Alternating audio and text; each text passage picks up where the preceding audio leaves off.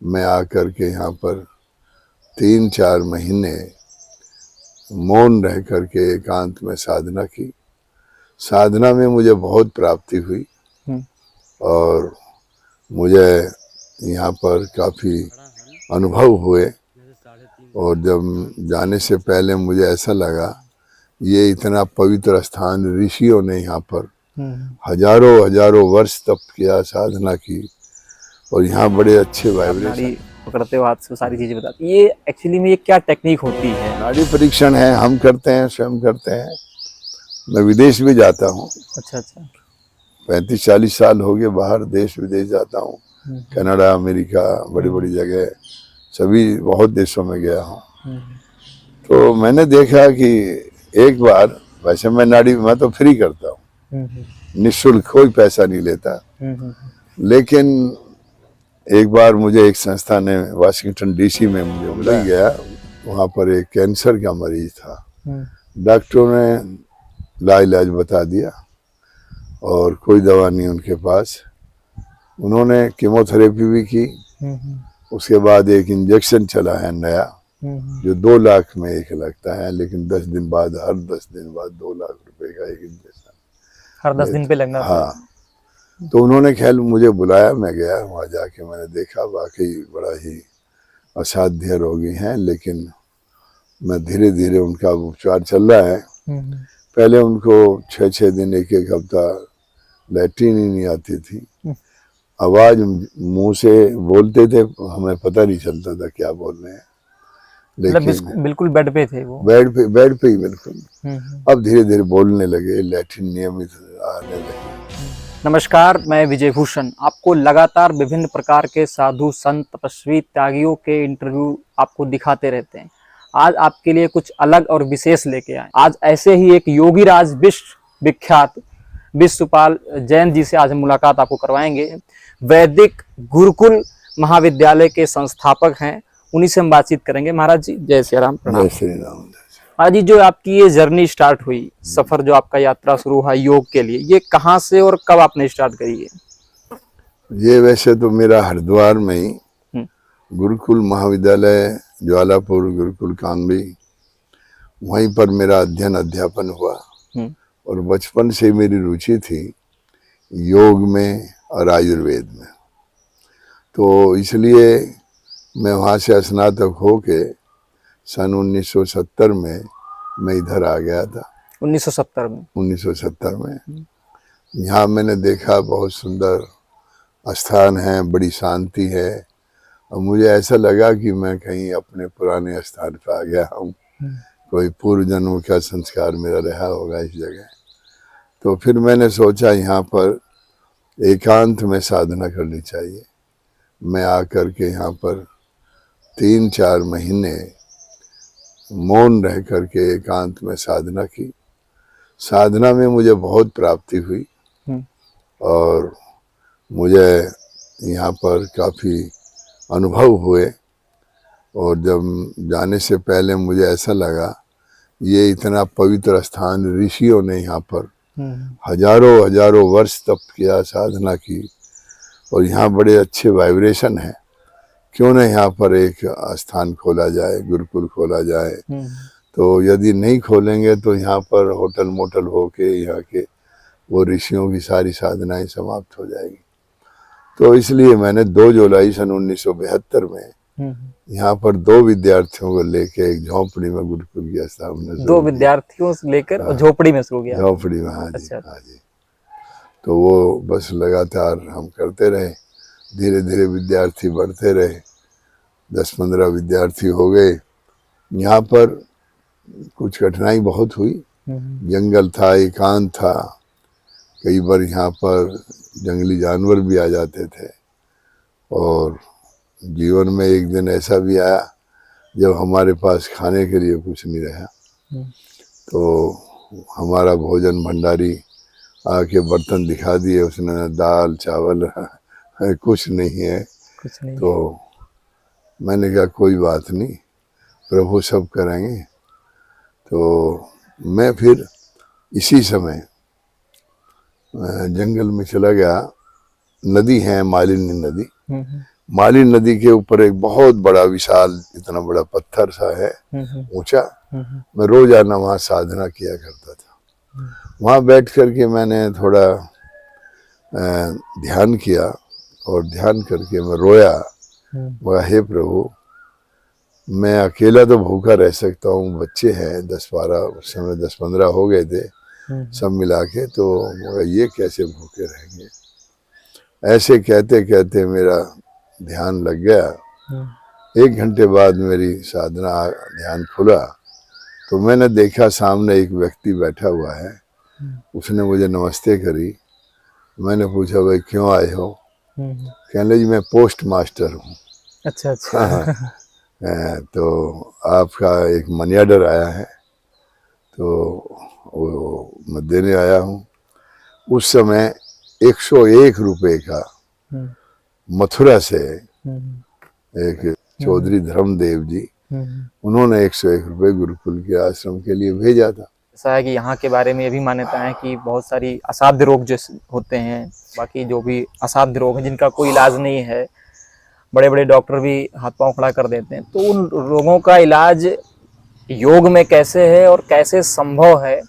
देखिए, पहले समय में ये एलोपैथी, होम्योपैथी आदि कुछ भी नहीं था। योग के द्वारा ही लोग अपने शरीर को स्वस्थ रखते थे। फिर धीरे धीरे आयुर्वेद हुआ, तो इसलिए योग करने से सबसे पहले योग का मतलब केवल आसन कर लेना ही नहीं, उसकी एक दिनचर्या है, उसका खान पीन है कि योग करने के बाद क्या खाना चाहिए, क्या नहीं खाना चाहिए। तो भोजन आदि ध्यान देकर योग करे तो सारी बीमारियां दूर होती हैं। उसके बाद फिर ये पंचकर्मा, आयुर्वेद में पंचकर्मा, योग में षटकर्म, ये शोधन क्रिया है। इसे शरीर का शुद्ध करके और बीमारियां सारी दूर होती हैं। तो हमारे यहाँ भी बड़े असाध्य से असाध्य रोगी, आज अभी थोड़ी देर पहले ही कानपुर से एक महिला और एक उसका परिवार आया था, कई दिन यहाँ रहा। उनको किडनी प्रॉब्लम थी। डॉक्टर कहते थे कि भाई अब अंतिम स्थिति में है, तो अब वो दवाई ली, वो ठीक हुए। फिर मैं अभी बम्बई गया, वहाँ पर एक कैंसर का मरीज था। डॉक्टरों ने लाइलाज बता दिया और कोई दवा नहीं उनके पास।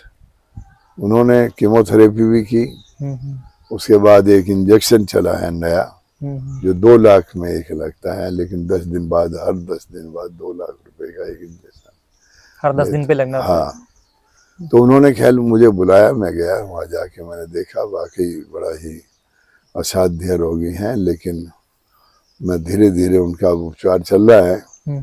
पहले उनको 6-6 दिन, 1-1 हफ्ता लैट्रिन ही नहीं आती थी, आवाज मुंह से बोलते थे, हमें पता नहीं चलता था क्या बोल रहे हैं, लेकिन बिल्कुल बेड पे थे वो, बेड पे ही बिल्कुल। अब धीरे धीरे बोलने लगे, लैट्रिन नियमित आने लगी और थोड़ा सुधार है। ये आपने पंचकर्मा की बात की, तो हम पंचकर्मा की ही बात कर लेते हैं। पंचकर्मा पद्धति क्या है? अगर पंचकर्मा से कौन कौन से रोग हम सही कर सकते हैं, कितने दिन की अवधि लगती है और खर्चा कितना आता है? देखिए, पंचकर्म है क्या? ये एक तरह से शरीर में हमारे डिटॉक्स है ना, विजातीय तत्व इकट्ठे हो जाते हैं और वही रोग का कारण है। पंचकर्म के द्वारा, षटकर्मों के द्वारा हम उस डिटॉक्स को, विजातीय तत्व को बाहर निकाल लेते हैं। जब निकल जाते हैं तो रोगी ठीक होने लगता है, असाध्य रोगी भी ठीक होता है।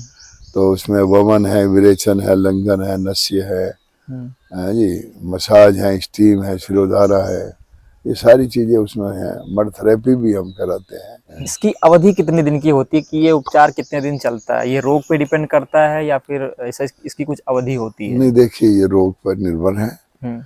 कोई 7 दिन का भी है, कोई 15 दिन का भी है, 21 दिन का भी है, तो अलग अलग समय में अलग अलग है। लगभग खर्चा कितना आता होगा? क्योंकि ये कहा जाता है कि जो पंचकर्मा की क्रिया है ये काफी ज्यादा खर्चा होता है, ये बड़े व्यक्तियों या अमीरों का ये इलाज है, तो इसमें क्या कहेंगे आप?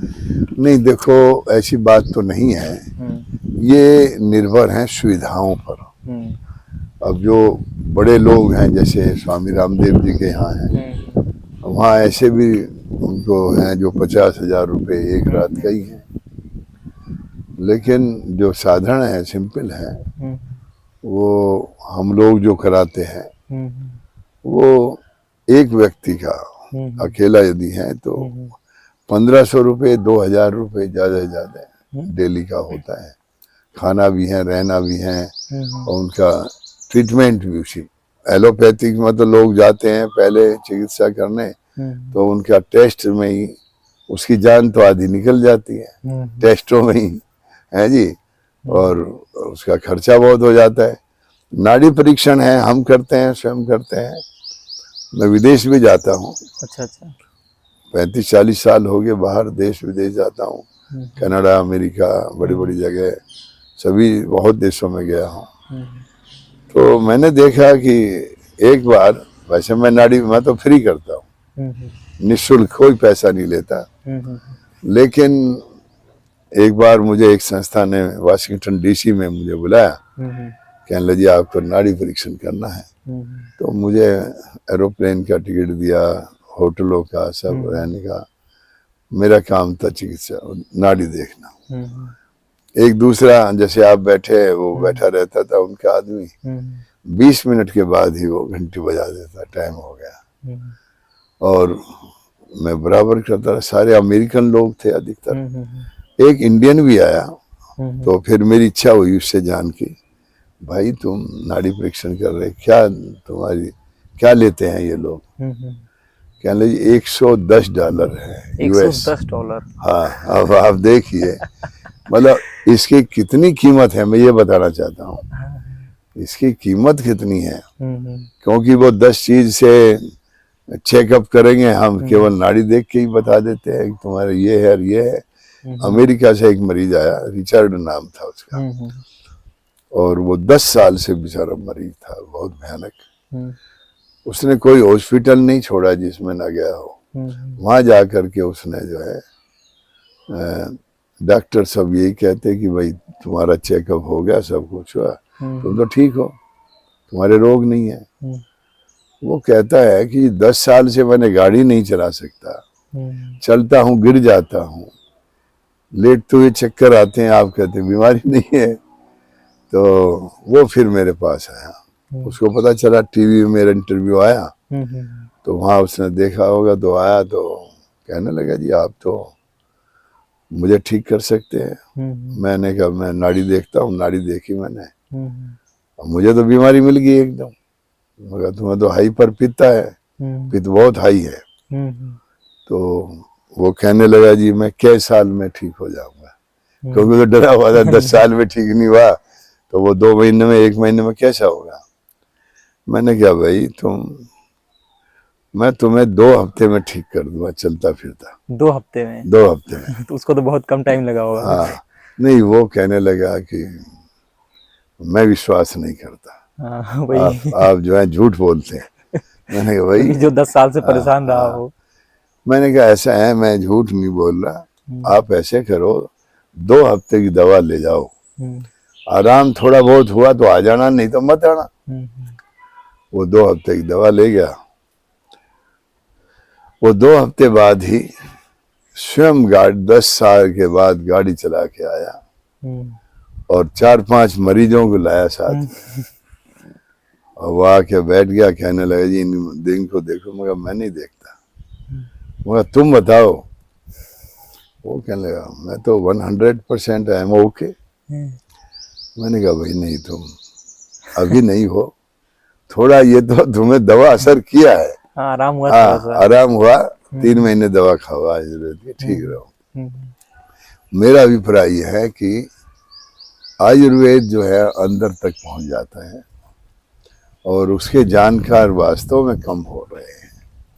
अच्छे वैद्य नहीं हैं। जो नए लड़के हैं वो आयुर्वेद पढ़ते हैं, केवल पेटेंट दवाइयों को ढूंढते हैं, जंगलों में नहीं जाते, जड़ी बूटियों की पहचान नहीं है, बनाते नहीं हैं, तो इसलिए वो तो अपनी दवाई लिख दी, ये ले आओ ये ले आओ, उन्हें ये भी नहीं पता इस दवा में है क्या। है क्या, सही बात। तो ये है कि आयुर्वेद एक विशाल है, और मेरा तो सारा बचपन आयुर्वेद में ही, मैं एलोपैथिक कभी दवा नहीं भी ली और ना मैं देता किसी को। आप अभी बात कर रहे थे नाड़ी परीक्षण की, आप नाड़ी पकड़ते हो हाथ से, सारी चीजें बताते, ये एक्चुअली में ये क्या टेक्निक होती है? हमारा आयुर्वेद सारा वात पित्त कफ पे चलता है, लेकिन इसका ज्यादा अभ्यास है, और इसमें धीरे धीरे आदमी जब जाता है, मरीज देखता है, रोगी देखता है और अनुभव करता है, तो वो जानकारी और अच्छी हो जाती है उसको। मतलब ऐसा उपाय बता दो हमारे दर्शकों को कि 2-3 जड़ी बूटियां बता दो, या फिर कुछ ऐसी सावधानियां बता दो जिससे वो बीमार ही ना पड़े, और बीमार भी पड़े, छोटी मोटी बीमारियां हो तो जल्दी अपने आप ही ठीक हो जाएं।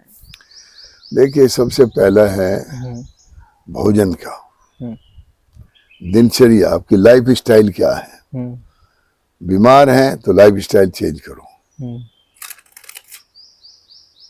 सवेरे उठना है, जल्दी उठना है। यदि आप 10 बजे उठते हैं तो कहते हैं, वेद में भी आया है कि सूरज की किरणें उसके अंदर के ओज को छीन लेती हैं। रात को देर में सोते हैं। रात्रि का भोजन हमारे यहाँ लिखा है कि अधिक से अधिक 8 से पहले भोजन होना चाहिए। आप 12 बजे खा रहे, 1 बजे खा रहे, तो बीमारी कौन रोकेगा? तो यदि आपको स्वस्थ होना है तो अपनी दिनचर्या ठीक करें। अपना भोजन में यही है कि कम खाएं, पचाने पर ध्यान दें। भोजन को खाने पर नहीं, पचाने पर, डाइजेशन होना चाहिए। जितना पच जाओ हाँ, उतना खाए। एक कहावत है, जाऊं ना जाऊं क्या मतलब, लैट्रिन, शौच। अच्छा। हाँ, जाऊं ना जाऊं तो जरूर जाओ, तुरंत जाओ। खाऊं ना खाऊं, मन में आ रहा, खाऊं ना खाऊं, मत खाओ। तो कुछ ऐसे नियम है भोजन का, नियम ध्यान रखोगे आप स्वस्थ रहेंगे बिल्कुल। ये भी विधान आता है आयुर्वेद में कि पानी जो है खाते वक्त नहीं पीना चाहिए, और कुछ लोग ऐसे होते हैं जो पानी के बिना खा भी नहीं पाते, तो वो लोग क्या करें फिर? देखो, वैसे तो उसका कारण है, भोजन में यदि आप भोजन के साथ पानी पी रहे हैं तो जो लाला स्राव बढ़ता है, जो भोजन को पचाता है, वो घुल जाता है, पाचन क्रिया कमजोर हो जाती है। इसलिए लिखा है कि 1 घंटा पहले पानी पियो, 1 घंटा बाद पियो, आप ठीक रहेंगे। त्रिफला चूर्ण जो होता है अमूमन सभी लोग लेते हैं, इनको पेट की या गैस की कुछ समस्या होगी तो त्रिफला लेना शुरू कर देते हैं। जी। तो क्या त्रिफला बिना किसी की सलाह से लेना सही है? तो क्या लेना चाहिए या नहीं लेना चाहिए? देखिए, पहली बात, लोग डरते हैं जी कि हम ये दवाई हमेशा नहीं लेना चाहते। त्रिफला दवाई नहीं है। त्रिफला 3 फलों का एक मिश्रण है, आंवला, बहेड़ा, है ना, आंवला, बहेड़ा और हरित की, है ना, हरड़, बहेड़ा, आंवला, 3 चीजें है ना। तो तीनों का मिश्रण है, और ये पेट के लिए अच्छा है, बालों के लिए अच्छा है, आंखों के लिए अच्छा है। मैं तो कहता हूँ कि आंवला, ये त्रिफला ही एक बहुत बड़ी दवा है। घर में आप रहो और बाजार में क्या है, पीस दिया उल्टा सुल्टा, या बहुत पुराना हो गया, आप हरड़ बहेड़ा ले आओ ताजा, अपने आप बनाओ और सब पीसो। और जो लोग बीमार नहीं से, जो स्वस्थ व्यक्ति हैं, तो क्या उन्हें ये त्रिफला चूर्ण लेना चाहिए या नहीं लेना चाहिए? नहीं लेना चाहिए। त्रिफला लेने से आपकी आंखों की रोशनी तेज रहेगी, हमेशा रहेगी, और आप ठीक रहेंगे। एक और है च्यवनप्राश, हर किसी के घर में 2-4 डिब्बा दिख ही जाएगा, या फिर वो पहले यूज हुआ होगा या फिर वो यूज हो रहा होगा। तो ये च्यवनप्राश के बारे में क्या है कि मतलब जो बुजुर्ग होते हैं वही लें या फिर जो युवा हैं वो लें? तो इसके बीच में जो सावधानियां क्या हैं, को लेना चाहिए कि नहीं लेना चाहिए, किसको लेना चाहिए, इसके बारे में आप बताइए। देखिए, च्यवनप्राश जो है ये हमारे ऋषियों का रसायन था। कहते हैं च्वन ऋषि जब बूढ़े हो गए थे उनके लिए तैयार हुआ था, हम्म, और वे फिर बूढ़े आपे में जवान हुए, हम्म, है ना। हम्म, तो ये एक बहुत अच्छा है, लेकिन आजकल च्वनप्राश जो है हम्म, वो सही नहीं बना पाते। उसकी औषधियाँ, आयुर्वेद तो बहुत गहरा है ना। जड़ी बूटी कब लेनी है इसके भी नियम है। जड़ी बूटी ये थोड़ा ही आप कभी भी ले आए, बरसात हो रही ले आए झाड़ी, वो काम नहीं करेगी। तो एक ऋतु आती है, कौन सी ऋतु में कब लेनी है। हमारे यहाँ तो यहाँ तक लिखा है कि आप कोई जड़ी बूटी लानी है तो जंगल जाओ, उन्हें निमंत्रण दो कि हे जड़ी बूटी, विश्व कल्याण के लिए हमें तेरी जरूरत है, हम ले जाएंगे। मतलब बहुत ही गहरा संबंध है। उस दृष्टि से हम लोग नहीं बना पाते। शुद्ध चीज, गाय का घी चाहिए, उत्तम शहद चाहिए, वंशलोचन असली चाहिए, वो नहीं बनाते। मैं खुद बनाता हूँ च्वनप्राश, हर साल बनाता हूँ। हमारा आखिरी सवाल यही रहेगा आचार्य जी कि अगर कोई इलाज के लिए आपसे संपर्क करना चाहता है तो वो कैसे करे संपर्क, और यहाँ का इलाज के लिए क्या टाइमिंग है, कैसे आप उपलब्ध होंगे, उनका इलाज कैसे होगा, इस विषय में थोड़ा विस्तार से बताइए। इसके लिए ऐसे ही है कि जी मेरा नंबर है, वो नंबर ले लीजिए, बताइए लोगों को कि भाई फोन करके संपर्क करें, क्योंकि 3 महीने में बाहर रहता हूँ। अच्छा, वो फिक्स नहीं होता है? फिक्स ही है मेरा। अच्छा अच्छा अच्छा। अभी मैं जून में जाता हूँ लास्ट में। हाँ। अभी भी 19 जून को मैं विदेश जा रहा हूँ। अच्छा अच्छा। और जुलाई, अगस्त, सितंबर 3 महीने में बाहर रहता हूँ। वहाँ भी एक छोटा सा आश्रम है। ठीक है सर, बहुत बहुत धन्यवाद आचार्य जी, आपने हमसे बातचीत करी, इतना टाइम निकाला आपने। दर्शकों, अगर आप भी किसी प्रकार के हेल्थ इश्यूज से परेशान चल रहे हैं तो आप आइए, अपना इलाज करवाइए।